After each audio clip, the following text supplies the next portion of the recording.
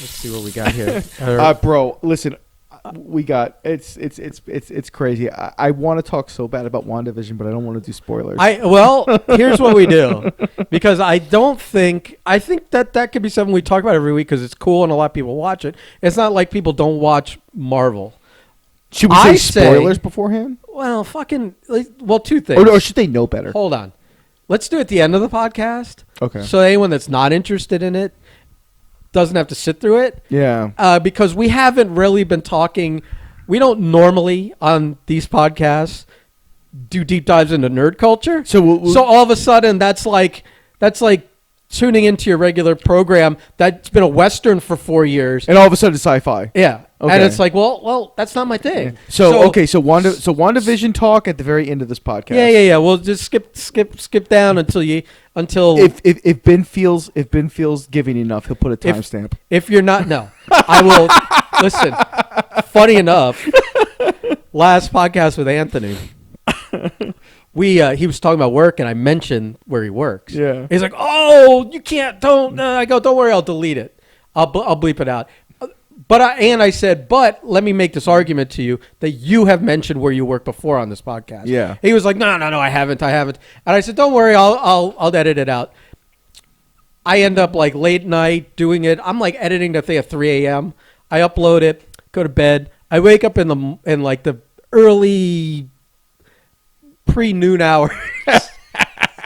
and crack of noon. I grabbed the phone to look at it. And the first text on there is, "You didn't delete the." And I'm like, oh shit, that's terrible. And I'm like, kind of like reconciliatory about it, like where like I'm like sort of maybe offering to redo it and delete and upload, which would mean that we would lose the count of downloads, and then that one would. At the aesthetic of it to me, when I go look at the stats, is then like, why is that one only half as many? And I'll know why, but it'll bother me. It'll still bother you. So I'm like kind of half-heartedly offering to do it, and he never really said, "Yeah, can we do it?" Yeah. And he said he was almost like in his own, as he's like talking to me or messaging me or whatever it was, because I can't even remember at this point. He's half like having He's like having a conversation with me, but I'm not saying anything. He just keeps talking. And he's like, oh, well, I've already been messaged about it, so it's already out there. And, I'm like, okay, woo. I didn't want to have to, two things. I didn't want to have to redo the podcast. And then two, I didn't want to have to like pull it down and re-upload. So I was like, fuck it. So everyone knows where he works now. But again, I challenge him to prove he didn't say it. Because if I have to go and sit through, I don't want to sit through our old podcast. I was going to say, yeah. But if I have to sit through to find where there's like 50 episodes of that. There's more. We're by the way, we forgot to celebrate our 50th. Really? Yeah.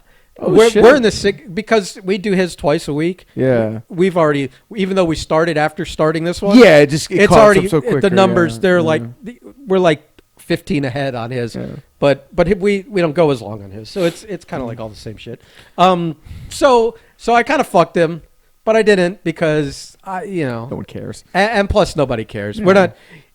Nobody is gonna go and get him canceled from work because of anything that work would care about. He's not talking about. He's not telling stories. All of his work stories are from old jobs. So any dicks, any stories from his current employer. Oh, I fucked up again. Oh man.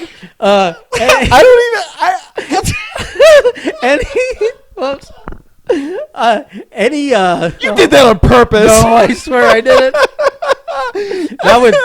You're giving me way too much credit for being funny and being clever. I'm not that quick and clever on a Saturday noon. So I forgot what I was gonna say. Now I fucked up. I don't even remember. Oh, no, I don't even know. What I was remember, it doesn't matter. It doesn't matter. It doesn't matter. I think the big thing looming is. Can I ask you a question? Absolutely. I mean, I know because you actually still have a job. That's true. And you're in a truck driving around all day. That is also true. Yeah. That you listen to the radio. To all I do. All right. And sometimes it's sports radio. Mostly it's sports So I radio. assume that you're way more dialed into the Super Bowl than I am. 100%. Because I got to tell you, maybe it's because of all the stuff going on in the world, but that like I'm barely aware there's a Super Bowl this weekend. And usually I'm painfully aware. I'm not on ESPN, Yeah. but usually there's like a lot of advertising for it and blah, blah, blah. Yeah. It's weird, though. I'm barely aware of it. It's weird, though, because, okay, so a few things. Anybody who listens to sports radio knows that it is all rinse, wash, and repeat.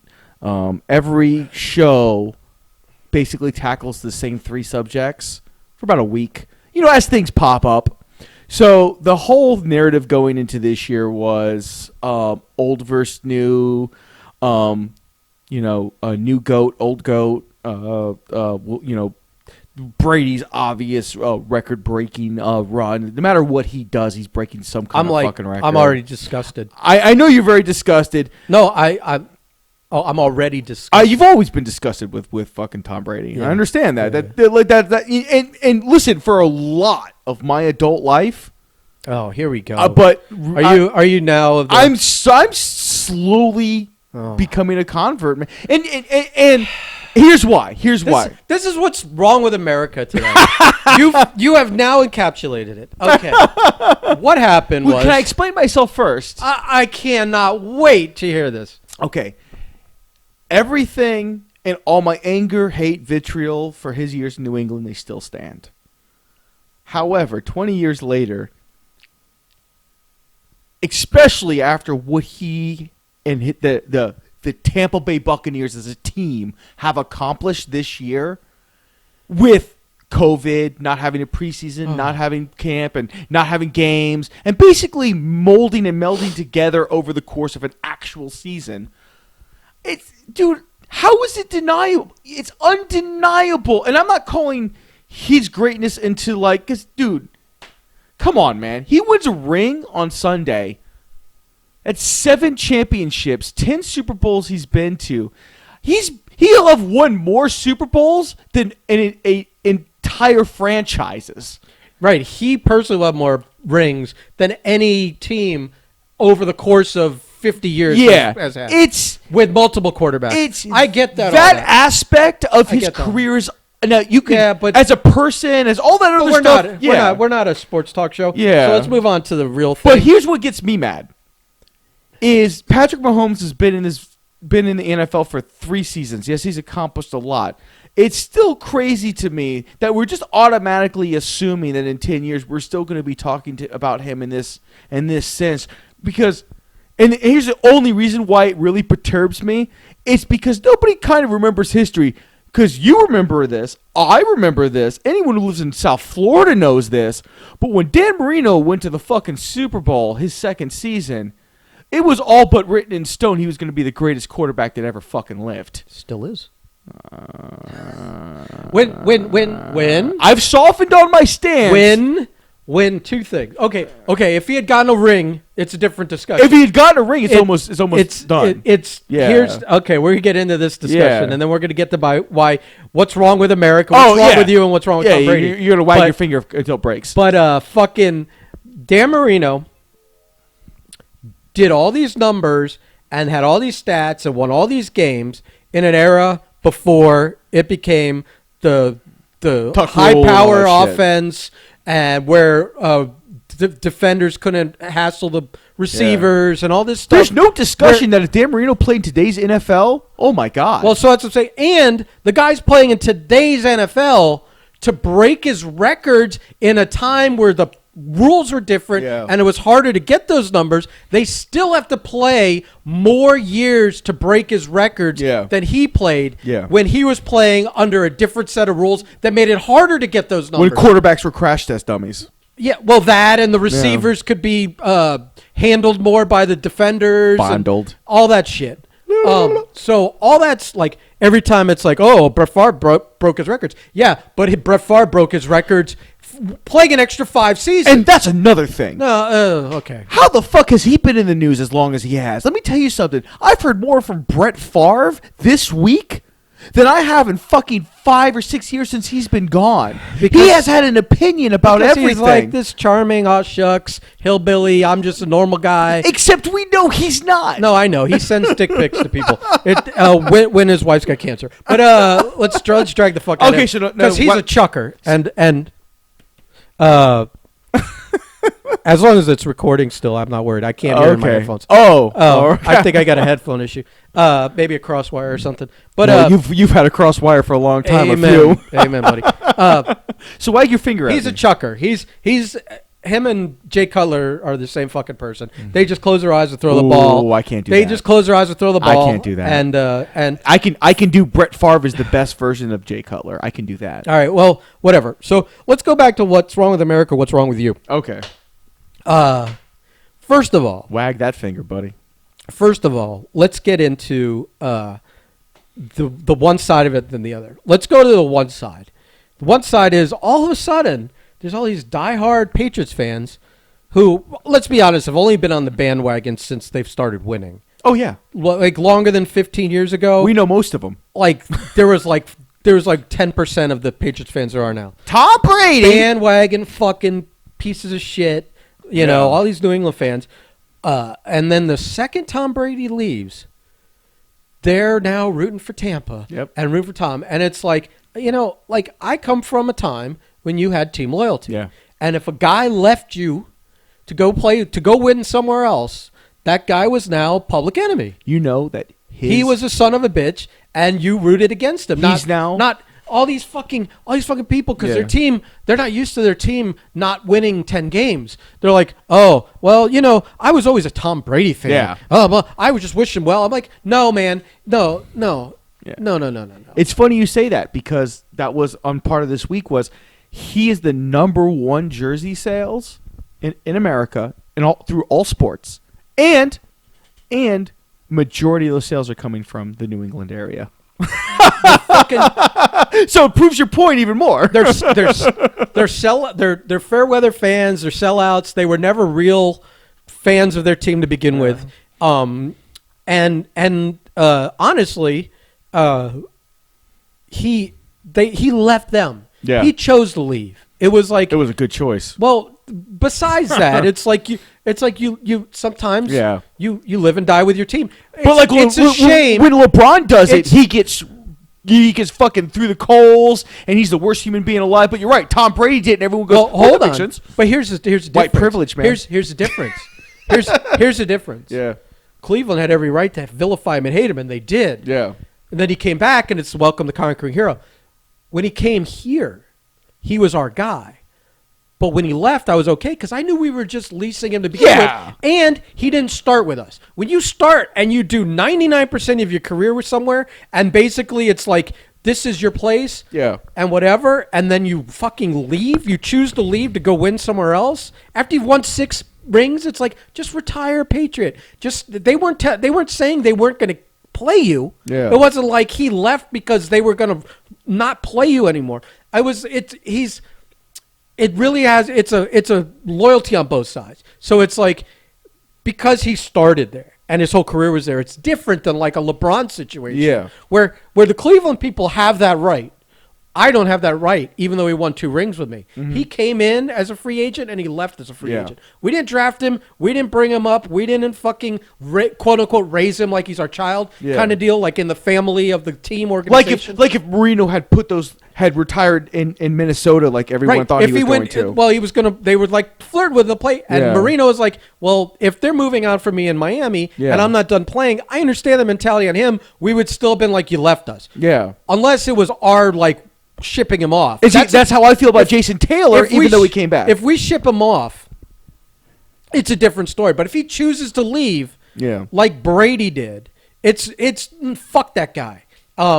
Jason Taylor, it was. I understand that our organization was like pushing him out, but what? You went to the fucking Jets. You went to the Jets, You man. went to the dirty ass Jets. You went to the only place. the only that place I'd would've care. Yeah. The only place I would care you would go. Exactly. Because even if you went to Buffalo, it'd been like, well, why'd you do that to yourself? But he came back. Yeah. And by coming back, you made it all go away. Kind of like Same thing Dwayne with Wade. Dwayne Wade. Yeah, Same way. came back. Although again, His was more understandable though. it's a different story. Because it's a different sport. Well, it's not even that it's a different sport. It's that we were not going to pay him what he wanted, and if he could get that somewhere else, that is a different story. Yeah. It wasn't like the Patriots were saying we're not paying you and we're not playing you. Yeah, we were more mad at the organization about that D-Wade leaving than we were. Oh, it was totally our fault. It was our fault he left. And one of the few times Pat Riley's apologized for something. So again, admitted that we were in the wrong. Yeah. There's no like he's mad. This Brady thing. It's bullshit. It's more bullshit. The fan base. The fan base is like just like following Brady. They all went and bought Tampa jerseys and shit. They're that fan base. As far as I'm concerned, I'm saying it now. I'm declaring it now. I'm crowning it now. They're lower than the Jets fans, and that's the Jets fans were until today the lowest of the low. There was no fan base, Philly, none of those lower than Jets fans. Lower in class, lower in stature, lower in just fucking appearance. I don't care. Fuck them. And now, you know what? Welcome New England to the bottom of the fucking bottom. You are the fucking basement. You have set a new bar. You are fucking trash. Trash. The New England fan base is trash. At least Jets fans, I can respect the loyalty. They have been through the highs and the lows, and they don't fucking go. Yeah. When Chad Pennington left them and came here, they were like, oh, I'm a Chad Pennington fan. I wish him well. No, fuck that. And you know what? That dirty fucking jet, Chad Pennington, was the most welcome Dolphin of all time when he came and played that one season and one game for us.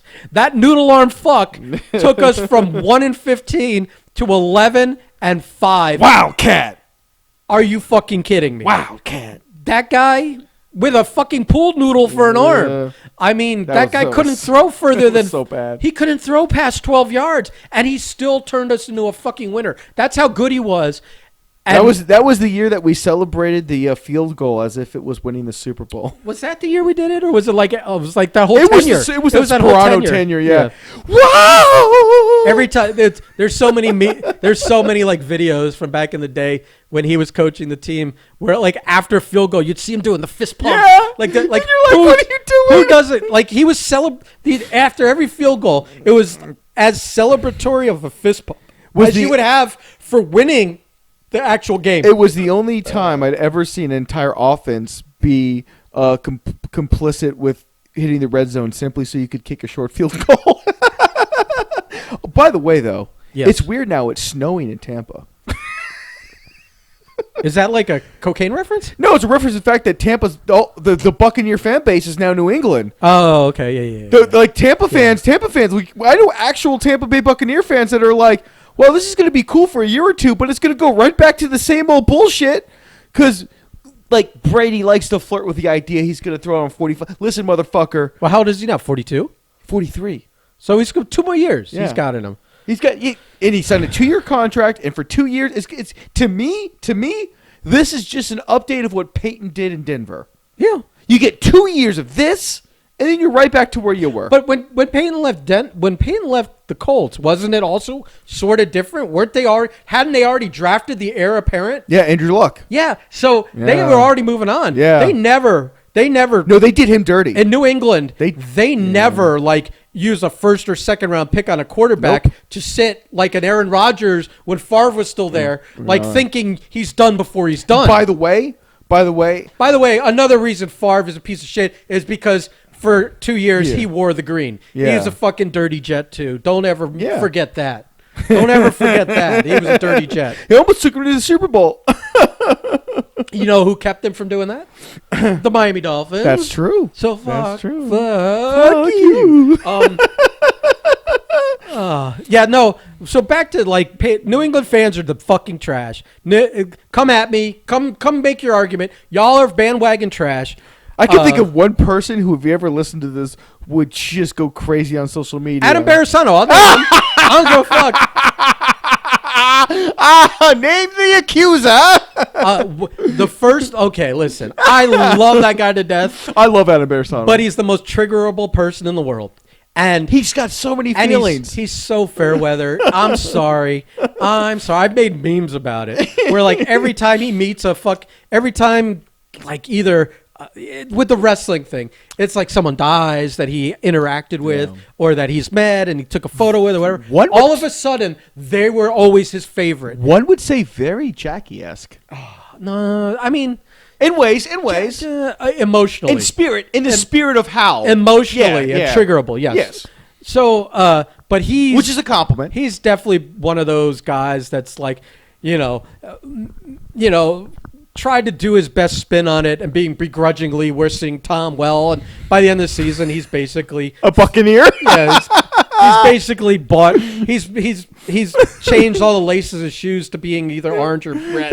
They probably erected a pirate ship in fucking Boston Harbor. Oh my God, he needs to put 2 eye patches on and fucking that would improve his fucking vision on things. And it's funny too because, like, listen, man. I love naming people that listen. Let's be honest. Nobody knows who the fuck we're talking about. No. But we're just dragging them through the fucking mud. There is several reasons why. But if you're in the market for a home in New England, give them a call. There are several reasons why Tampa Bay shouldn't win this Super Bowl. Several legitimate, very. Are we getting good into reasons. the fucking X's and O's? No. I'm not getting X's and O's. I just want to shit on There's people. literally no X's and O's in this. I'm just saying I have seen this story for 20 fucking years. So short of some fucking miracle last minute bullshit from fucking Patrick Mahomes, which if he's what everyone says he is, will most likely see. I think tomorrow's going to be an amazing game. I really do. But short of that, this is just. This story's already been written. Tom Brady has read it several times before. Honestly, it's in the bag. Yeah, it's not if they can do one thing. Because this, you know what I'm gonna say. Play a consistent defensive game plan that doesn't change at the end when you're ahead. Don't sit on a lead and then protect. Not go after him. Oh yeah. If you just commit to disrupting Tom from the beginning game to the end of the game, you will face an average quarterback and you will win handily. Yeah. You will beat him handily. If you don't pressure him all 4 quarters, he will fucking get you. They always do that, where at the end, when you're up, you sit on a lead and you decide to drop more guys back because you're afraid Tom will torch you, and he will when you don't pressure him. It's true. The stat was the stat was somewhere like when he's not pressured, he's all time average when he's pressured. No, when he's pressured, his stats are like garbage, 32nd or some shit. Garbage. Yeah. And we proved that. Just get in his face. He's a after 43-year-old man. Year after year after year, when he was in his prime, when we had a good defense, we had the best record against him. Yeah, because we could get in his face, and it always Jason Taylor, Trace Armstrong, Zach Thomas. We all know those it. guys. We know it because AFC East. We've seen it for 20 years. There's a certain expression of frustration that Brady will have. Oh, as soon as he gets the cry Brady the second face, we see that face, we know you got him. We got him. You got him. You're in his head. Yeah. You can't let him. But it's hard. You can't let him smile after that. I always once he starts complaining to the refs, yelling at his line, you got him. Yeah. You got him, but you have to keep him in that fucking frame. I think I've always thought I call it cry Brady. Yeah. He's crying to everyone. But I've always seen it as like where's my tuck rule today? It's a 4-series affair. First series he'll let it go. Second series he might sigh, but be like, all right, cool. Third series he'll start to get frustrated. If it happens a 4th series in a row, that's when you got him, because then it starts to get in his head. Because now you've stopped him 4 straight especially times. if within those 4 series you score. No. You forced an error. Oh, you forced yeah. a turnover Like or a straps or like a sack or something big. It's not just that you're pressuring him and he's throwing it away or throwing it too early and not connecting. Something else like a sack for a loss or an interception or a strip fumble. Something in there that's extra disruptive. Not just forcing him to go 3 and out. Yeah. But to create negative plays on him, that's where you get him. We'll see. Not into no X's and O's. We're so.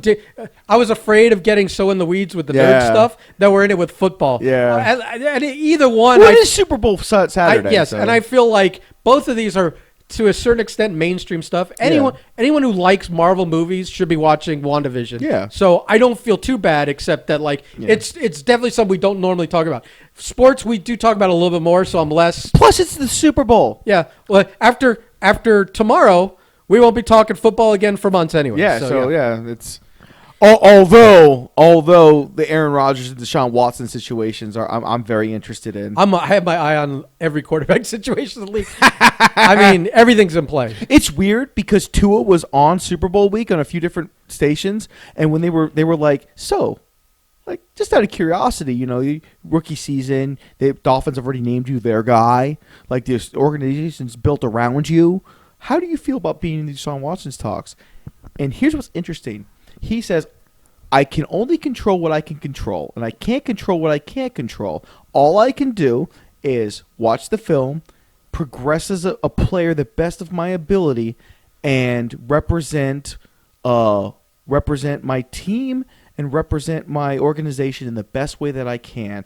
All I can do is work on me and nothing else. He never once said, that's why I be know the Dolphins guy. He never once said, the Dolphins organization. He always spoke in generalities.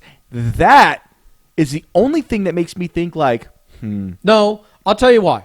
One, that leads me to believe that there was no fear to benching him that year. Yeah.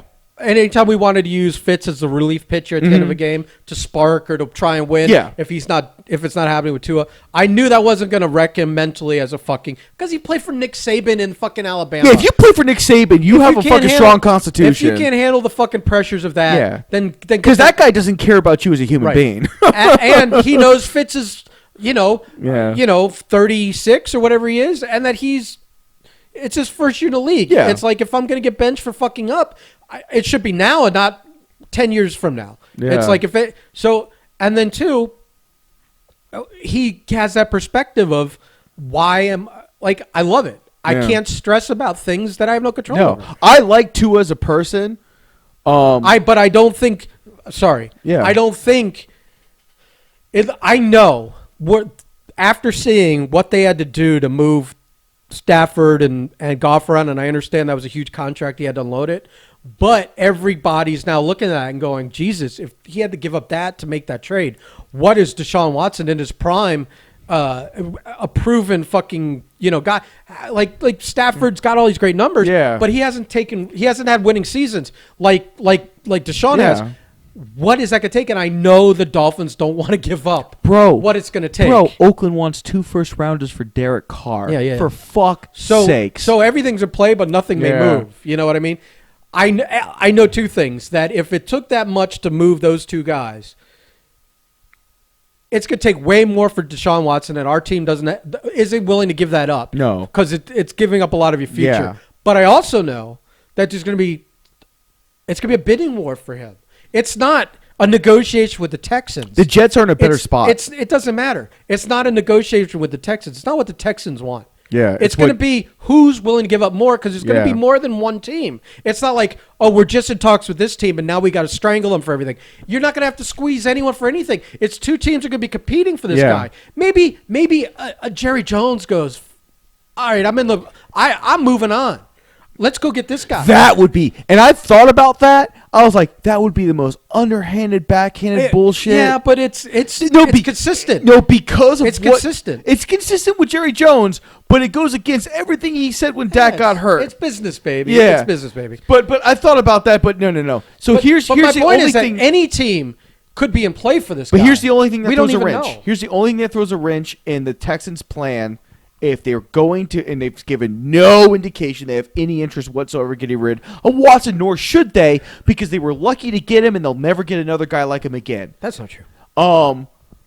Because if he was in the same place as Patrick Mahomes, if they just swapped out, we'd be having this conversation about Patrick Mahomes getting out and Deshaun Watson being the next GOAT of all time and all that shit. Well, that's the thing. He doesn't want to play somewhere where they're not going to have a winning. They're not going to be able to win. And they moved on from the coach, and he liked 2 of the guys they interviewed. Oh, they ripped. And then they go and get some. They showed him so much disrespect as a person. I would never want to work for the organization either. They interviewed all these people he liked. that again, whether you want to worry about the representation thing or not, that white coaches get more opportunities than anyone else. That then they went and found, a flavor of ice cream with no flavor. Yeah. And then you're asking Deshaun to eat it again. And he's like, so he's got all the power because you know what? That guy's a multi-millionaire. Yeah. And he could just refuse to play. That's exactly what I was going to say. Here's the only. They have no choice but to deal him. They cannot force him to play for him. But here's the only thing that there's the only thing that can destroy the Texans' future. They're going to get a haul for him, but here's the only thing that can change the amount of that haul.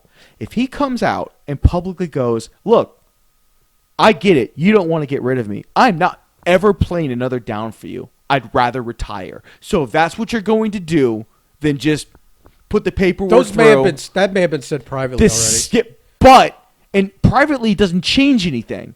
But publicly, if NFL finds out that Deshaun Watson would rather retire than play for the Texans, that means to get anything from him, the Texans have to take the best offer. So now all of a sudden you go from demanding 4, 5, whatever the fuck stupid number of picks you want to, well, what's someone going to give me? So all these teams that are going to mortgage their future, they're now not going to mortgage near as much. You forget. No, all it takes is two interested parties. Yeah, they bid against each other. That price is going to go up anyways. You're hoping for that as the organization if he does that. I know that. I know that. Listen, if this was like another quarterback, like let's say a Stafford, who there wasn't a team willing to take on that other guy's contract, Goff's contract, you'd be in a whole other story about what you could get for Stafford. Now, that guy is. It's different than Deshaun. So I'm saying all you need is two interested parties, and they will take care of the price going up. It has nothing to do with Texans. Actually, Texans just need to stay out of it. To throw in a small wrench in your argument, because I just thought about it as you were talking, because you're right. You're absolutely right, except for one small caveat. He has no trade clause. He gets to choose where he goes. But he's going to choose anywhere but there. Well, he won't play for certain teams. I think he wants to play for teams like Miami that are prepared. Like Miami's like on that cusp. No. Like San Fran. That's on the cusp. No. He wants to play somewhere. I don't want to get racial about it, but it's either going to be a winning white coach or a coach of representation, like Flores, like us, or like they just hired in the Jets, or one of these guys. Because the guy that went to the Jets, I think, interviewed with them. No, was it Saleh from Robert Saleh, from San Francisco? I mean, it's again, there's all kinds of politics dynamics at play with his decision, but conveniently, two of the teams he listed jive with what my theory is. Actually, what I was going to say is off the 2 weeks that I've been listening, or 3 weeks now this has been going on, and I've been listening to ESPN every morning when at work. Really, when you think about it, it's Jets, Dolphins, I've heard Broncos, and like San Fran.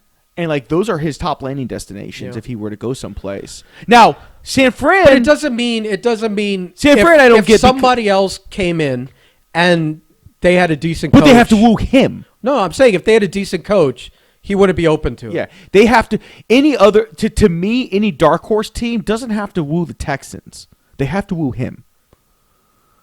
Like he doesn't. But at the end of the day, it's still going to be a better option than the Texans. Or he doesn't play anymore. Right. I think he doesn't have to play football. I think half the league he does. Half the league is going to be a better option for him than the Texans. It's crazy to me though, because the best thing is the Stafford thing though. Yeah. Where they were like, "Where do you want to go?" Yeah. And he's like, "No. Here's the list of places I don't want to go." New England's not even on the list. And number 1, 2, and 3 on the list of places I don't want to go is New England. Yeah. And it is crazy too, because when I heard that, they're if you were Belichick, wouldn't you go? Oh, I'm sorry. I guess I'm firing Matt Patricia. Yeah, shit. No shit. Like, fuck that guy. Fuck him, man. I'd rather have. Honestly, I think Stafford's a winner. Dude, all those horror stories you hear from his time in Detroit, how he like took the Belichick method and like put steroids into it. Yeah, like it was extra dickish. Well, that's the thing. You have a contrast of two coaches. like Matt Patricia did it and like turn the volume up on certain things. He went straight to 11. And Flores Turn the volume down. turned the volume up on other things. Like human interaction. Right. And so now you have the tale of two coaches. Yeah. From the same tree. One fruit fucking grew into another tree, is growing in another tree, and the other one rotted, never fucking took seed. Jesus Christ. Yeah, it's crazy. It really is. It's really cool. And that's why like the NFL is slowly becoming more and more like the NBA, where like every year the league almost looks differently. Like a lot of turnover. Yeah, a lot of turnover, which, you know what, I kind of like. So we'll see. We'll see where that goes. I mean, we say that, but let's see in another 5 years. Winning quarterbacks are still going to stay with their teams. For the absolutely. Most part. Unless it's like the Deshaun Watson kind of thing is a rarity, you know. Yeah. You're going to have lots of instances, though, of, you know, quarterbacks 5 or 6 years in going their organizations like, I think we both need a new look. You know? I think you'll see more of that coming into the future. You're right. The Deshaun Watson thing, this is just, you know, an aberration. This doesn't happen. That's always a gamble. It's like when you, especially like in a situation where like you're kind of like redoing the whole organization, that maybe you redo the quarterback as well. Like here, it was like Tannehill. If we had kept Tannehill, we probably would have made the playoffs the last 2 years. That guy's fucking good. We knew he was good, but it wasn't working here. It was garbage. And now we know why it wasn't working here. It wasn't him. Because we always had garbage around him. It wasn't him. And so, but when you're redoing everything, when you're bringing in, when you're elevating a new GM, when you're bringing in a brand new coach, when you've already eliminated so much of your team to turn over into new picks and whatever, that like you got a guy going in there and it's like, we're going to give you 5 years. We're putting all our trust in you. We have to trust you to make if you're going to cook the meal, you get to pick the groceries too. That it was fair for him to not want to try and lay his career as a coach on someone else's quarterback. I get it, but I think if he had stuck with Tannehill, we might still be in the playoffs. You know what I mean?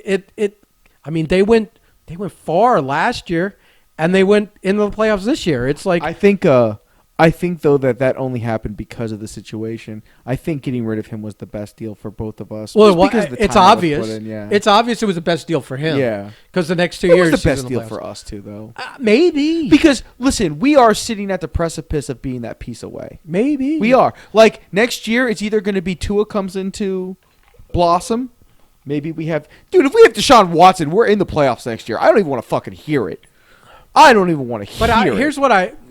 Here's where I go with that. Is like, if we were to trade for him, obviously we're giving them Tua. Obviously they're getting back their one. I would say all picks this year, all number ones this year and next year. So you think they're getting two ones this year and the one next year? And one next year and Tua straight up. That's a lot to give up. It is a lot, which is why, but and here's the problem. Then you've got Deshaun here, who is a better quarterback, but he's going to have the same problem anyone else would have here. We are not surrounding him with the talent we need to. So we got Albert Wilson coming back next year. You could think, but he's not. Yeah, you know, he's not like drafting a Megatron or something. Yeah, we have the third overall pick. The best irony of all of this, because it's the Texans we're talking about, is that we traded Laramie Tunsil to them. Because they thought they were a piece or two away. Yeah. And we were in total rebuild mode. Yep. So we were thinking like this pick was going to turn into like a mid to low 20s pick. Yeah. Like that they were going to be in the playoffs. And that they did so bad that the pick they traded for a fucking O-lineman.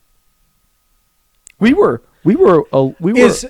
in contention late into the season for that being the number one overall pick. That was crazy. I got panicked when they fucking fired the coach there. That they were going to get a little spark. Oh, fuck. And whatever. We ended up with the third.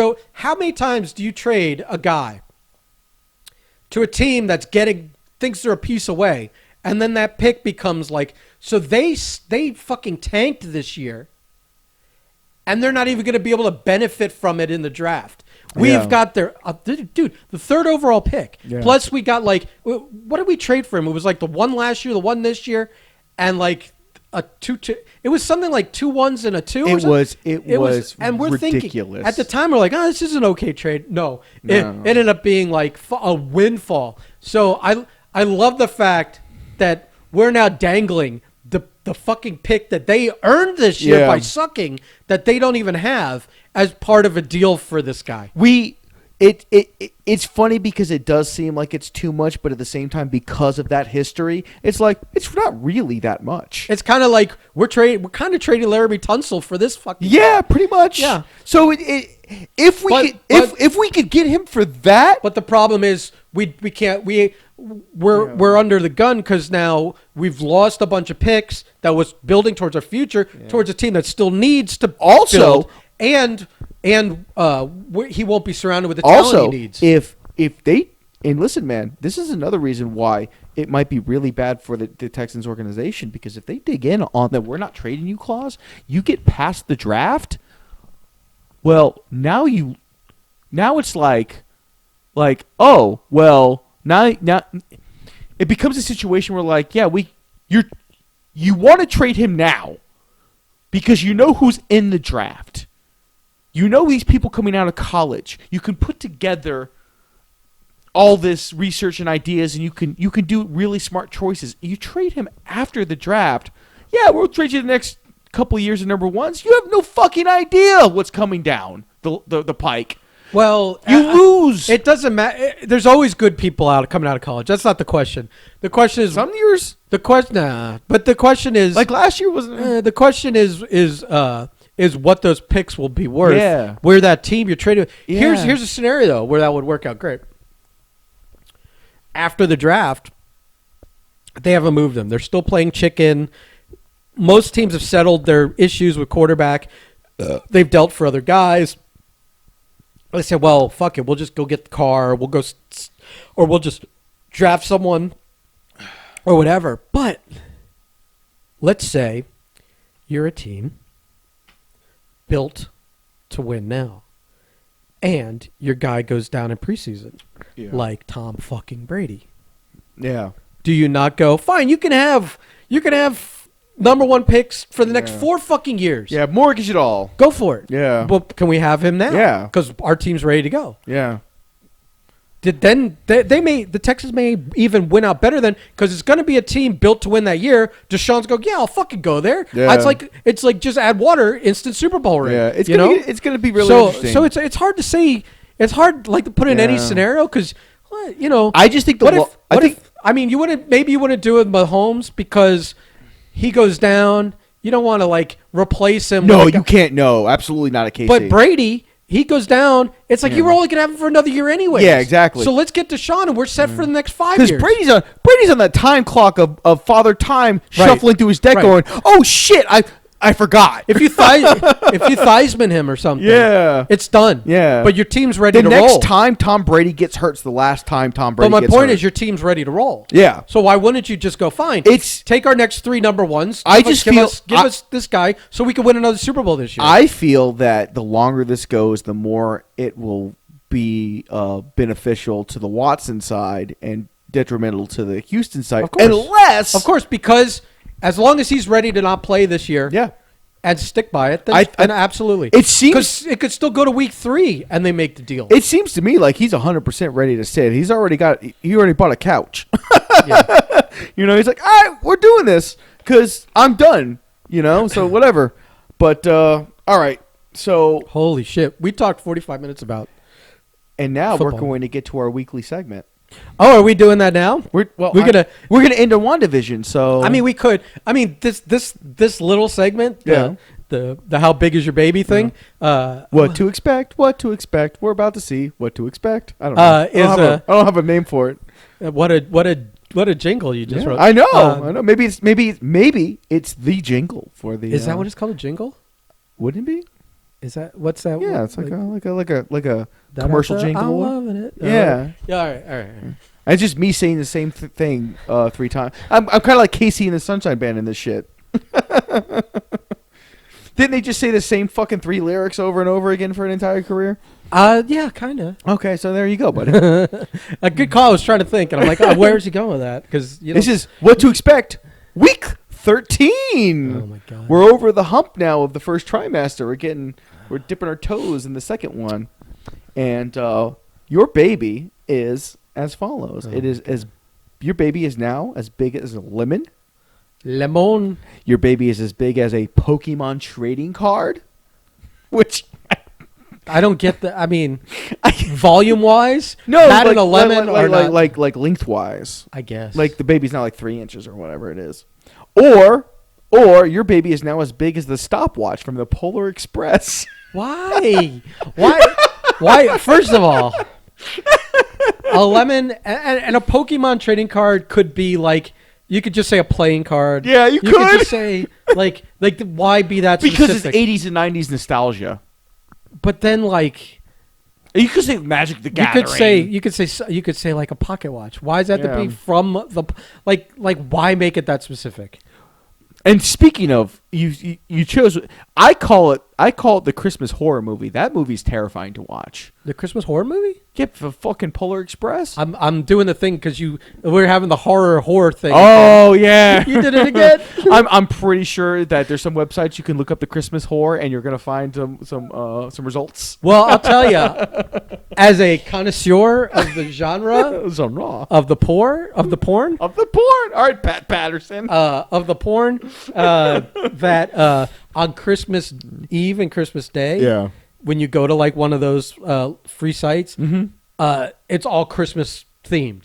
Like the main page, you're scrolling and scrolling. You're trying to get to something other than like Elves fucking. Then the fucking hats and the beards and shit. And it's just nonstop, and you're like, holy shit, there's so much of it.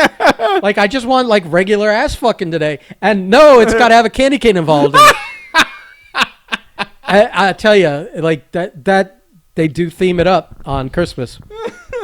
Well, good for them for having the fingers on the pulse of what the people want. They have their fingers on something. That's all right, or in something. So yeah, the baby is now the size of a stopwatch. but particularly the one from a Christmas movie that I cannot watch. It's like the size of a hamster. Well, yeah, I guess. Yeah, I guess a hamster would be. Lemon hamster. Yeah, sure. What the I'm fuck? trying to picture like in my hand. Yeah, what a hamster would be like. Right. Like a chinchilla or some shit. Like I the don't same know. size as a lemon or something. Oh, fuck. So, you want to really nerd out? I love how you're so excited to talk about. I am. This. I'll tell you what, man. After the first 2 episodes, it was like, okay, I know I'm going to end up loving this show. They just need to get the fuck to it. And now you're starting to see the genius of what they did. They were lucky. They were smart to run the first 2 episodes in 1 week. Yeah. Because if we had to wait 3 weeks to get to it, Yeah, it would. I think a lot more people would have abandoned ship and had to have come back. Because this buzz is going to bring anyone back that left. Yeah. But they like last week's was pretty cool, and I don't know if they topped it, but they definitely went. The direction I'm expecting. Which it's funny when I watch other people online talk about it. It's like they don't know. They don't know what's going on. And I'm like, it's obvious. Yeah, it's obvious. It's pretty obvious what they're doing, and I'm 100% loving it for a few reasons. One, they've officially made her as powerful as she is in the comics, which is so dangerous. Well, it's like when someone's crazy, they have no limits. Yeah, you know, your own, just in general. When you have morals and kind of like ethical restrictions in any realm, you don't go as far as you can. Yeah, because you have so that. when you're talking in the fictional realm of superpowers and stuff, you just figure you that those types of things, ethics, morals, the way you were brought up, right and wrong, all that shit, it's a governor on your abilities. Yeah, like Superman doesn't punch everyone. A bank robber, same way he punches the dark side. Right. Yeah. Right. So it's crazy to see A, they're doing that. B, they even though we both know better, but at least for the layman, they're introducing the idea that this isn't all her. there's an element here at play that isn't hers. There's someone driving what else is happening. Probably. And while I know we've spoken the Mephisto thing, I know they'll probably make it more mundane to be more, because once you break into the devil shit, it gets weird. So they'll probably pin it on someone else. And I'm actually fine with that. I don't mind, because now that they've done like real magic, it doesn't matter. And the third thing is, like, we now know Doctor Strange is going to be involved at some point. I do not. They've now broken the universe. I do not. I do not. They've now broken the multiverse. I do not. I'll tell you why I do not. Because I looked at the schedule of the movies. Oh. Okay. And what movie's first? So let's establish the fact that let's talk about the one thing first. That at the end of this episode, her brother comes back. But it's not her brother from the Marvel Universe. Yeah. It's the brother from the X-Men universe, because there was a loophole where, because these characters were both Avengers and X-Men at different times, that Marvel still could use the character as an Avenger, and Fox could use the character as an X-Men because they had the X-Men license. So at one time, within the same year, they were in the same movie. There was a Quicksilver with different actors in different movie universes, quote unquote. Yeah. But and so what happened is, I'll set all this up and get into that, is that in this episode they explain it, but no one paid attention. She says to the kid when the dog dies, I can't bring anyone back from the dead. That doesn't include Vision, because Vision's a robot, and all she's doing is reanimating a robot. He's weakened at Bernie's. Right. Yeah. So no. Wait. So, do we agree on that? Because I don't know at this point. Because after this episode, I think so. Because there's a trailer scene where it looks like he goes outside the barrier and just collapses, as if like outside of that barrier. Oh, he's no longer operative because he is a shell. So him fighting her is her fighting herself. I don't know. She's created. He's within her bubble. He is autonomous or self-aware or whatever. But outside of her realm of influence, it goes back to. But what about when him at the office when she's not around? But he's in the bubble. He's still in that dome. Under that dome, everyone's under her influence. He's in that TV episode. That's why she said, you can't leave the town. We can't leave the town. So she establishes that she can't bring anyone back from the dead. Yeah. But when her brother shows up, and it's a brother from another reality, she couldn't bring the character played by Aaron Thomas, whatever, the guy that played Kick-Ass, who played Quicksilver in the Avengers movie. She couldn't bring that character back. So she went and grabbed one from another dimension or another reality or another world, whatever you want to say, in the, quote, multiverse, and brought him over. Now that she's starting to do that, she's going to crack the walls, and you're going to have the multiverse thing, How powerful. Which leads to the fact that the Doctor Strange movie is in the madness of the multiverse. Him fixing it, probably. Or dealing with it. Yeah. Now, the problem is, that's not the next movie in the storyline coming out. I looked at the release schedule. And the next movie coming out that would be part of the storyline, because again, Black Widow comes out, but it looks like it's a movie in the past. Yeah.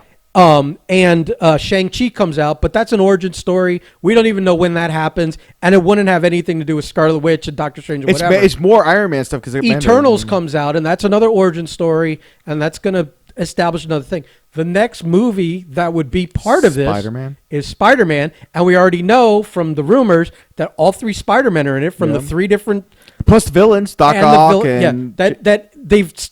I mean, this isn't spoilers for anyone. Maybe it is, maybe it isn't. But in the next Spider-Man movie, by all intents and purposes, it looks like they've signed Andrew Garfield, Tobey Maguire, and the new kid. They're all playing Spider-Man. They've got multiple Mary Janes coming back. Yeah. They've got Alfred Molina coming back. And that's how they're going to do the Sinister Six. And they're Alfred Molina back from the original trilogy. They're having Jamie Foxx come back from that second set of movies. Ugh. Whatever. You're ughing. Jamie Foxx is a great actor, and they're not going to make him a blue Watchmen version of Electro. Not. He said he isn't. So what they're doing is, in Spider-Man, it looks like they're taking from three different movie universes and saying, hey, these all existed. Yeah. We're calling it the multiverse, and we're going to have some fun with it. Mm-hmm. So I don't know necessarily that Doctor Strange is going to be in Yeah. this because his movie isn't the next one anyways. They said that she is in the Doctor Strange movie so that the storyline of multiverse stuff is going to carry on for at least 2 movies. Yeah. This may be how they bring, if they're bringing one X-Man in. This is how they bring the X-Men in. Maybe. Because the door's open. Maybe. Or maybe it's going to be some creative amalgamation of things because I don't know that you want to hitch your wagon for the next 10 years to a 50-year-old Hugh Jackman playing Wolverine. No. You know what I mean? No. So some of this is going to have to be recast. Yeah. Maybe you keep McAvoy and what's his name I'm as Magneto and Professor X. I'm convinced we'll see one of the two. I personally think it's going to be McAvoy, but we might see Magneto. I don't know. I don't think so. I'm way more because so I'm thinking McAvoy because Xavier can shut her down. He can stop this without any direct conflict. But I think the problem that they have the ability to pick and choose what they want to do. Yeah. I think it's gonna be a combination of recasting, bringing some people over from other older stuff, et cetera, et cetera. Can we ignore the Phoenix Saga? Well, that's the thing. Who knows what they're fucking Yeah. doing? I can't figure it out anymore. I just know that they've plucked one character from an existing cluster of movies that you thought they had washed their hands of, and Marvel had said, now that we have the X-Men, we're going to do it right. But then they plucked this guy out of nowhere and say, hey, this was the better Quicksilver anyways. Like in those 2 X-Men movies he did. Yeah. Like, that character is the most interesting character in the movies. He does the coolest things. It's probably the only reason to watch those fucking movies is for him.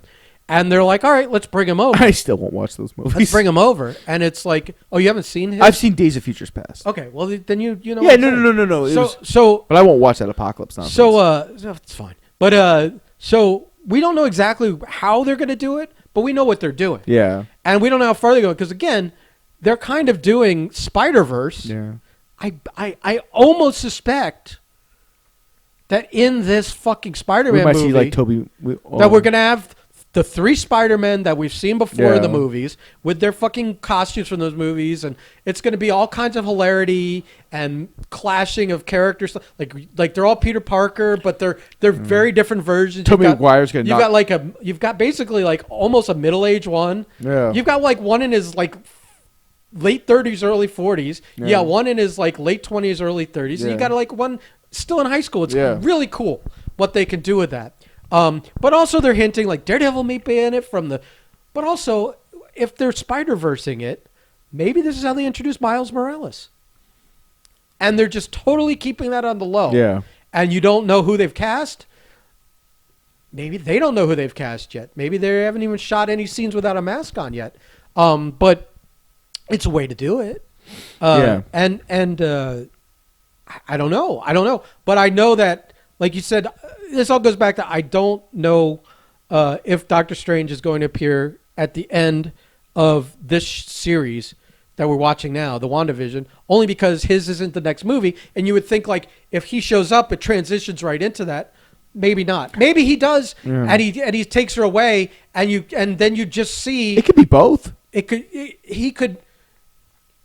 I almost feel he might even appear in the Spider-Man movie for all we know. He might, but I feel like they're using a lot of like appearance tokens with him that they might want to save down the line. Oh, I only say that really because this multiverse thing, this might be like the next kind of Thanos thing. Like this might be a big because I don't cracked a door. I don't think that opens up impossible possibilities. I don't think. Well, here's the thing. There's two reasons to do it. Yeah, is like. It's a cool story, and you could do the Spider-Man thing. Yeah. But there's not a lot of other characters where you've had established previous versions of them. What are you going to have Lou Ferrigno turn into the Hulk and 2 Hulks fight each other? You shut your whore mouth. I would love that. It would be kind of cool, but he's kind of a little grizzled at this point. But like you pull Deadpool in, you'll pull. Yes, he could come and whatever, and he could be your fourth wall, literally. That fucking explains half of it. Yeah. In the way that you can get away with. But you get little cameos like there was like Chris Evans as Johnny Storm. Well, no, I don't think they do any of that. No, I think the only thing they do is that they could have, because a lot of people, when I read comments about Captain America, they're like people don't realize he's not dead. That he's just Yeah. old. He's just old, and it's like so. He signed a deal to do some stuff, and it's like we don't know what it is. Is he going to play old Captain America who runs Shield now? Is he going to play? You could do a multiverse thing with him. You could do stories of him in the past. You could bring him back. You could bring him back as regular Captain America because in the Avengers Endgame movie, they totally broke that by making him Ant-Man a baby and coming back and all just de-aging him and re-aging him. I think that was just a bit. Yeah, but you could totally. But they've already broken it. They've done it. But they in could, canon. They could, but they could also just bring a different version of him in for 2 movies. Like there's the multiverse thing. There's something that's happening, and they really need Cap, but they need Cap to be Cap, and they just it doesn't make a lot of sense. There's so many able-bodied people. Yeah, there is. It's like only Captain America could do this. And it's like only if you needed his fucking fingerprint and he's dead. That doesn't make a lot of sense. I mean, but there's like no, I'm saying there's 2. He's not fantastic. And that's how you break. And listen, be honest with you, you break the multiverse. All right, when did we write Robert Downey Jr. another check? That's the thing. That's the thing. But I think those are limited things during this phase. Yeah. During this phase, eventually they have to solve a multiverse issue, or at least make it where it's hard to cross over. Do you think Aaron Tyler Johnson makes an appearance? No. Because I was thinking he's moved on. They've moved on. He's moved on. Okay. I think by committing to what's his name, Eric. No, I wasn't even saying for like a long-term thing. No, I was saying like just no, okay. no. All right. Just like small cameo. No, because you can't bring anyone back from the dead. And if she were to have pulled someone, it would have already happened. It would already happen. It would have been. Or maybe she went. Maybe she. Evan Peters. Maybe she innately went to pull him, but because she's emotionally and mentally broken, she couldn't because he's dead, and that breaks her own rules. No, that's so she pulled him and she pulled Evan Peters yeah, without even realizing she did it. No, it's her subconscious. It's Yeah. Okay, all right. Yeah. So we're on the same page. Yeah. Because I'm just saying that she's now broken that wall, so now everything's going to start pouring in, I think. I'm interested to see what the other scientists they're going to bring in is going to be. Because they were talking about, well, we need to contact the leader and this, and I'm like, who the fuck are they going to contact? Who's the next guest star? You've got Darcy. You've got. I don't know. It's going to be someone we're not even thinking of. I think. Oh, 100%. Marvel knows exactly what we want without knowing we want it, and they're so good at it.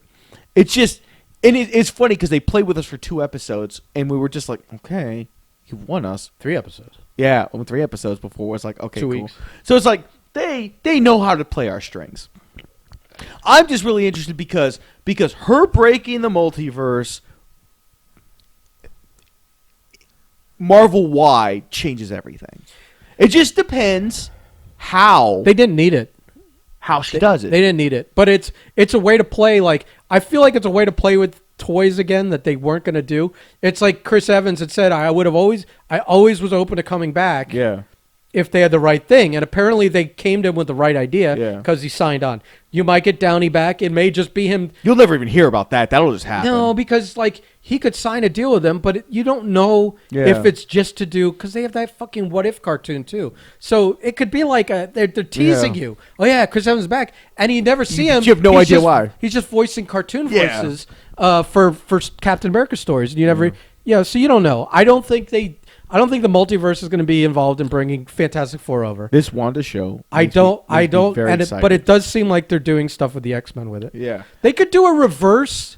It's going to take a lot of like explaining to the audience what they're doing, but she could even do a reverse House of M instead of No More Mutants. I thought about that. Instead of No More Mutants, All the she mutants. creates the mutants, Yeah, all and the then mutants. you're just like, oh yeah, because she altered reality. They've always been here. The X-Men have always been here. Oh, because and here's my other question. On that, based off that logic, so those twins, they're real people? Because they painstakingly, like Rambo and Darcy, they painstakingly spent that screen time to tell you that what she's manifesting is real. But are these kids have souls? Right, because you're taking something to create something. Yes. So did she take all the other kids? Yeah, that's some. And create 2 kids? So some really sick shit, man. Yeah, it might be. Because remember, even Vision goes, Wanda, why are there no children playing on the thing? There's never children in this town. But the way that she had that conversation where she was just like, she's like, do you think I'm really doing all this? I don't have that kind I mean, of power. she is doing all of that. But it either is or there's that second element. No, she is. But I still think it's Agatha Harkness, but I don't know what the fuck because there's been no introduction to her whatsoever. It's like, well, what are they doing with that? Because they're really looting that, or is that some kind of distraction? You know, it's how powerful do they want to make Wanda? It looks like they're making her out to be the comic book powerful, where the Illuminati sitting at the table going, "We gotta kill this bitch, or she'll stop everything." That's the thing. It'll be the thing where maybe the combined mights of Professor X and Doctor Strange really put a limit on her, and they always have to keep an eye on her in case those fucking walls break. And that's where Xavier comes in. That's what I just said. Yeah, that's what I just said. And it's funny too because so for the comic book laymen who have sat through all this bullshit and are still trying to figure out what, if you've seen the Marvel movies, you see Thor. They show Thanos. They show these characters as being like super god omniscient powerful. In the comics, unhinged as she is right now, she's more powerful than all of them. Sorta. I mean, in a different way. Because she doesn't have any control. In a different way. Yeah. She's able to alter reality. Yeah. But if you had one Infinity Stone, you can do that too. I don't want to say alter reality as in, like they're making painstaking steps in the show. No, reality as in you no longer exist, as in you no longer exist. Yeah. Not as in you're in some kind of weird pocket dimension. It's almost like the snap of Endgame, where they're gone. Well, they're really gone. They didn't go anywhere. They're dead. They're gone. There's no other realm, no other plane. They didn't move someplace. They are over. So it's really interesting to me that because some powerful character has to come in to put a stop to this. So also because I think only two people have passed through that barrier: the beekeeper guy and Monica Rambeau. And then when they X-rayed her, how it came out all white. Photon nonsense. Did she absorb something, or because of her exposure to Captain Marvel and space and all that before, is she more susceptible to gaining some kind of ability after passing through the barrier? Then does the beekeeper get powers? Maybe he becomes a villain. Who knows? Oh my God, I don't know, because here's the thing with him. He went in, and then you don't know what happened to him. Yeah, you never did get an explanation, did you? He just disappeared. So that's don't think that's an oversight. Don't sleep on the beekeeper. Don't think that's an oversight. Yeah. I don't think that's an oversight. No, beekeeper's gonna be. Yeah, beekeeper's gonna be in Doom. It's what happened at the end of this episode. So, and speaking of Doom, yeah. Go ahead with your thing, though. But I just want to remember. We were on the same page that what she did is reverbs through the next 10 years of what Marvel's going to go through, because she cracked the door. Maybe, but they have to. Here's establish how she cracked the door. No. You have to establish rules for it. At some point, the door doesn't stay open. Yeah. Only finite amount of things. Unless you want to tell like a very few types of stories. One of them might be like the undead verse thing. Oh, Marvel Zombies? Yeah. But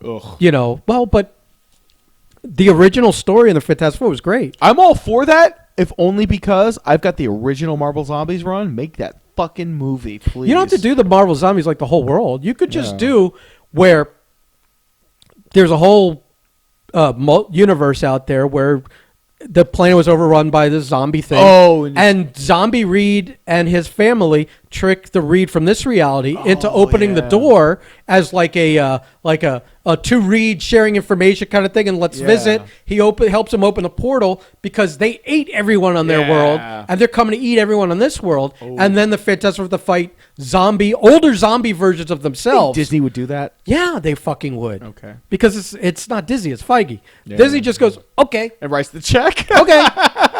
If this is $1 billion return on investment. Right. But that's a story you tell way down the road after you've had the Fantastic Four do 3 movies. Yeah.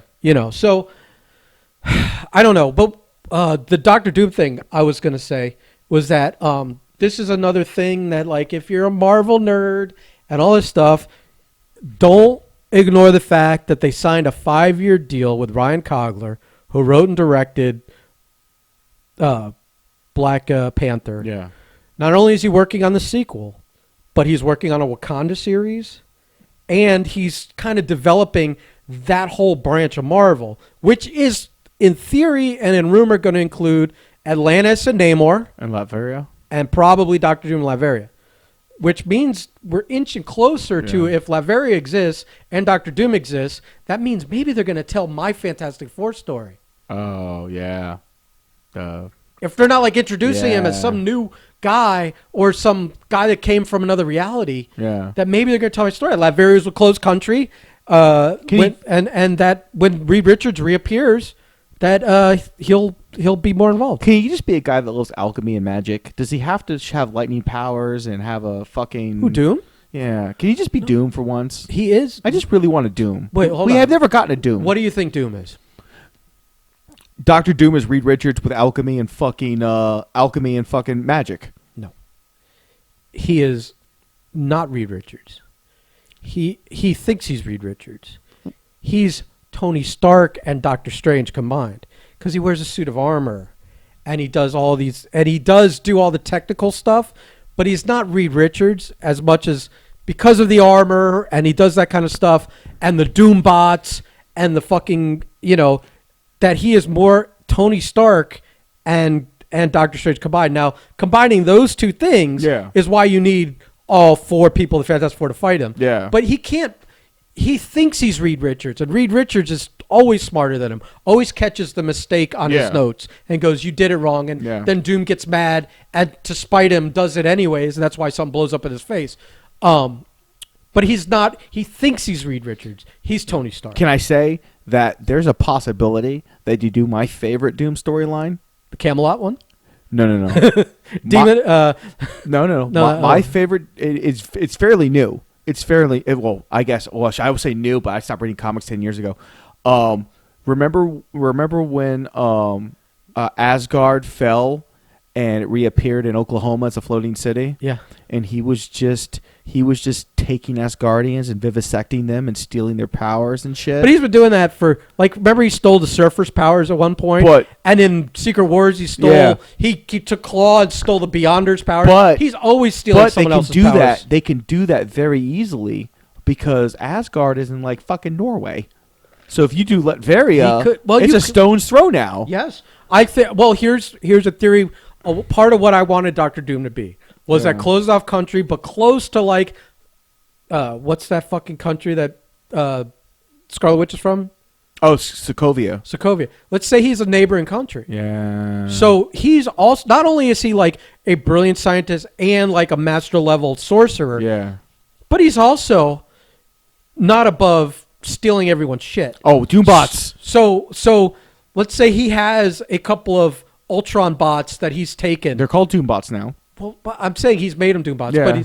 but he's enslaved Ultron's AI for his armor, like how Iron Man had Jarvis. Yeah, he's got Ultron enslaved in his armor as his AI. Oh, you can write James Spader another check. Mm-hmm. Oh, but these are ideas. He's not only is he that would be fucking cool. And so you combine Ultron and fucking Doom. Well, I like that. It's Ultron.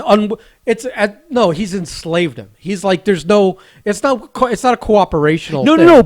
But Ultron has the access, has the powers, the things he's capable of doing. Well, I guess he's just an AI. Yeah. He's just working in his armor. Yeah. It's just a thing. It's not anything that has to become anything. It's just another way to show his cruelty and his But that's how he has control over all the Doombots the way he does, and why they're extensions of himself. Maybe or however it is. It does. I'm not because that's what Ultron did. You're going way too far with it. I'm just saying. I'm excited by that idea. I'm just saying all these things. Every time Iron Man never recovers all of his fucking drones that he uses. Because Doom's grabbing him up. Yeah, he's stealing everyone's tech. Yeah. And he's making his own shit out of it. He's stealing Asgardians and vivisecting them and taking their powers. He's stealing all these things, just because he's a power hungry man. He's stealing magical artifacts, all of that. He's and so he could be the next Thanos because he should be because he's always on that quest. He's always on that power quest. Doom's on that level. Now let me ask you, what is your thoughts about what brings him into the what brings him into prominence? The fact that Reed Richards returns. Oh, okay. So that's it. Yeah. He's he took his country. It's like Wakanda. Yeah. It's they exist, But no one. It's like China before they open access. You know, with the Nixon years, it's like China was a closed country. Yeah. It's like North Korea. Yeah. How much you really know about North Korea? That's true. And if that guy was sophisticated and was like the smartest guy in the world and was a sorcerer and the like one of the most brilliant tech guys in the world, I'm not picturing Kim Jong-un. You would never know Dr. anything that's going on in North Korea. So pretend it's that, and he's just like, I've got no interest in the outside world. I'm just gonna steal things when I can. Yeah. And it's like a paradise in there, just like, it's an oppressive, government state. I think it's the second one. Whichever one it is. Yeah. Whichever one it is. You'd want to make it oppressive. Well, no, it's almost like Black Adam. Yeah. It's like the world hates you, but your people love you because everything you do is for the benefit of your country and fuck the world. So there's going to be some event that brings him in. Yeah, no, it's just that like Reed Richards been gone since the space race. Yeah. They disappeared. Yeah. They reappeared. That's my theory. Yeah. They come back with their powers, and that's like Doom's finally like, oh, now I'm interested in the outside world again. I thought I was done of Reed Richards. Yeah. And because he's a sorcerer and he's this tech guy, that he's older. Yeah. Because he's been on Earth for the whole 50 years or 60 years, and for the Richards clan, it's been like 10 years. Yeah. Because time's different wherever they were.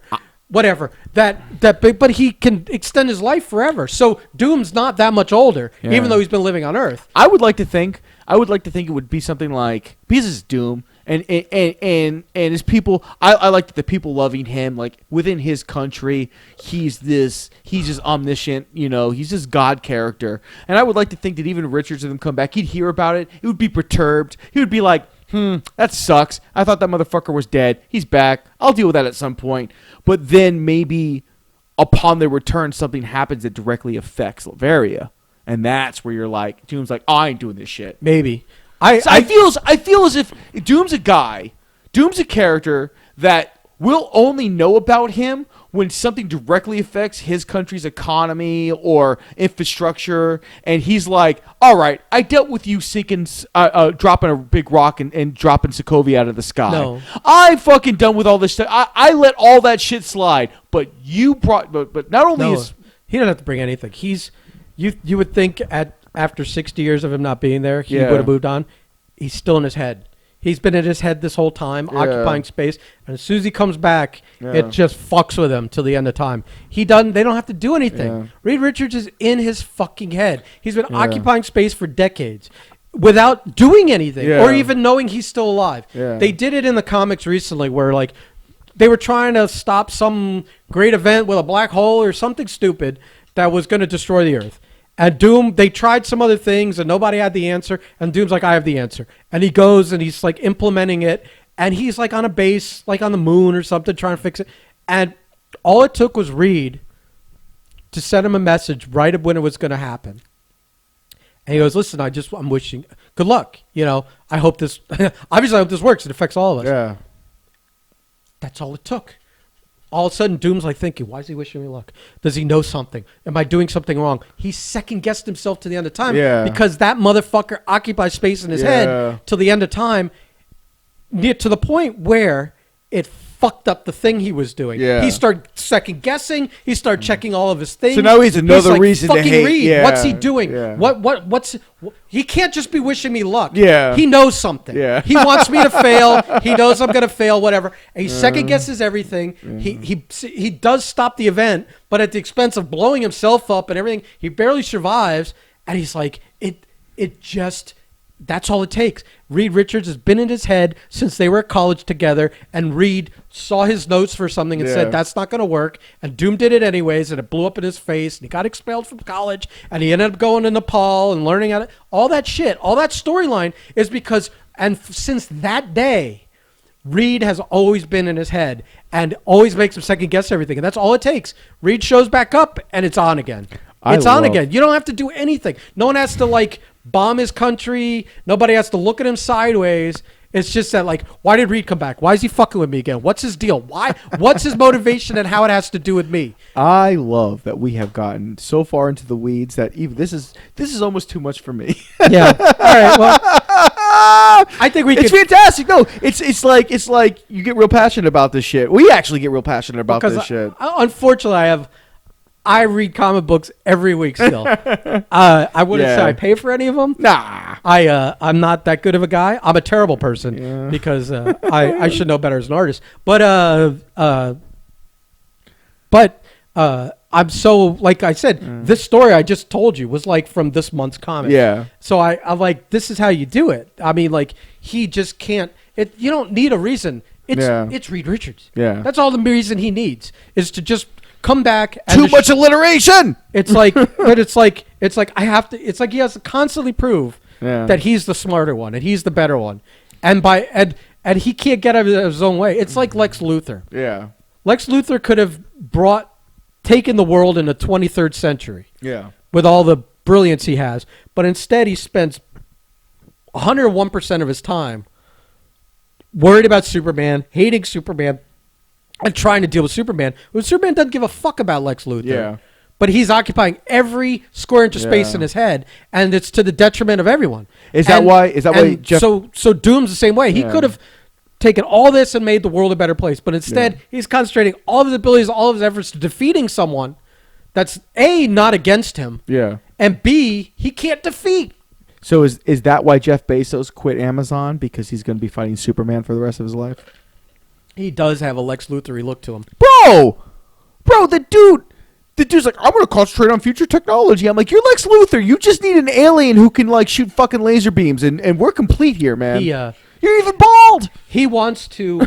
I understand, like, the daily runnings of the company. It's like, fuck it, someone else can do that. Yeah. This thing, I've trained guys that are probably better than me at it. Yeah. And so let's put them in charge, and I can go on the special projects, and I can do the fun stuff. I can work on spaceships and fucking whatever, this, that. Plus, also, there was some heat lately. I think there were two things that happened with Amazon. One was that they fucking stole $62 million worth of tips people were leaving the drivers. Like, I guess you could tip the delivery people electronically. They were stealing the tips? So they weren't giving them the tips. And it totaled like $62 million. And there was... I'm making billions of dollars. You're giving me your tips. I don't know what it was. I don't know if there was a purpose or an oversight or who knows. But there was that, and it was some other thing kind of like that. Where it was like these two things, it was like nobody's going to stop buying Amazon and stop making him money. But at the same time, it was like, all right, let me just go. I think you know what he does? He looks at Elon Musk and goes, I want to be that guy. As much fun as Elon's having. It's like Elon did PayPal, and now he has the billions, and now he's just like making giant things that do tunnels, and he's... Doesn't matter if they work or not! SpaceX, and he's cornering the EV market. And Bezos is like, well, I want to do all that stuff. Oh, the future stuff. I want to do all this stuff that's going to cement my legacy. Like, my legacy doesn't want to be that I created the greatest online shopping thing, whatever. That's already been done. Yeah.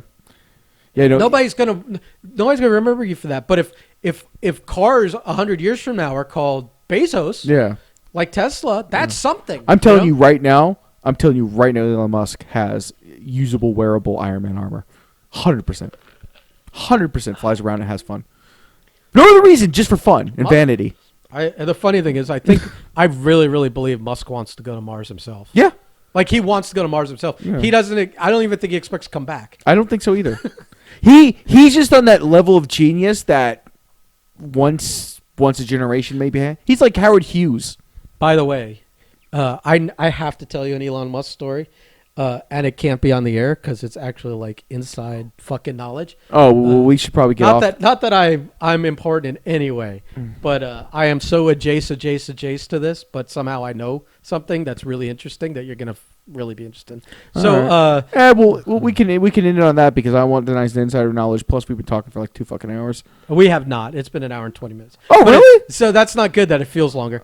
All right, I apologize for all the nerd talk. I don't. All we did was talk about football and comic books. Foosball. So yeah. That's all it. Right, Maybe we'll get back to normal. We'll get back to storytelling at some point. I don't have anything after that. Probably. Goodbye. I was just creating the uncomfortable silence to see if you would bite. I almost did. You bit. You talked. Yeah. Oh, okay. Bye.